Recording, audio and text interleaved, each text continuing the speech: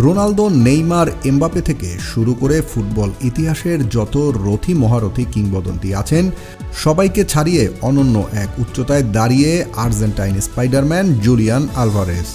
কি শুনেই চক্ষু চড়ক গাছ, তাই তো?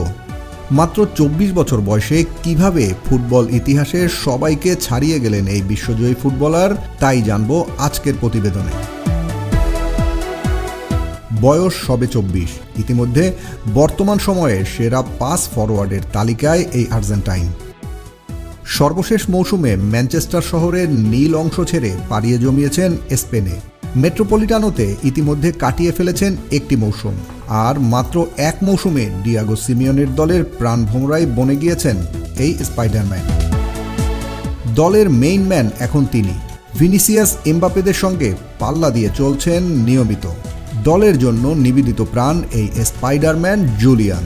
অ্যাটলেটিকো মাদ্রিদ মৌসুমের শেষের দিকে এসে খেই না হারালে এবারের ব্যালন ডি'অর জয়ের অন্যতম দাবিদারদের একজন থাকতেন তিনি। কেননা পুরো মাঠ জুড়ে বিচরণ তার। দলের জন্য কখনো সামলান উইংস, কখনো সামলান মধ্যমাঠ, আবার কখনো সেন্ট্রাল ফরওয়ার্ডের রোলও প্লে করেছেন। অর্থাৎ ইউরোপে এতটাই আলো ছড়াচ্ছেন। অবশ্য এই ফুটবলার তারকা খ্যাতি পেয়েছিলেন কাতার বিশ্বকাপ দিয়ে। দলের মেইন ফরওয়ার্ড লাউতারো মার্টিনেজ বিশ্বকাপের আগে ইনজুরি থেকে ফিরছিলেন না নিজের চিরচেনা ছন্দে।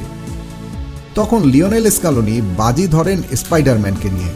পোল্যান্ডের বিপক্ষে প্রথমবারের মতো একাদশের সুযোগ পেয়েছিলেন বিশ্বমঞ্চে, আর ওই এক সুযোগে বাজিমাত পেয়েছেন গোলের দেখা। এরপর আর পিছনে ফিরে তাকাতে হয়নি তাকে। তার পা থেকে এসেছিল ৪টি গোল।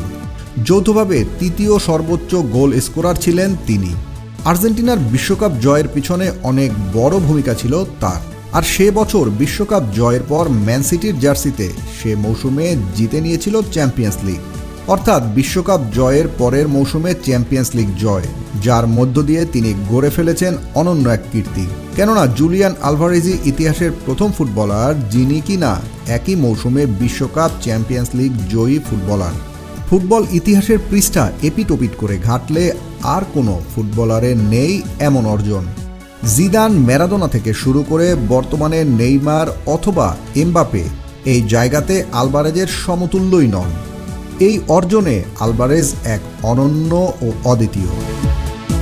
Team sports news desk.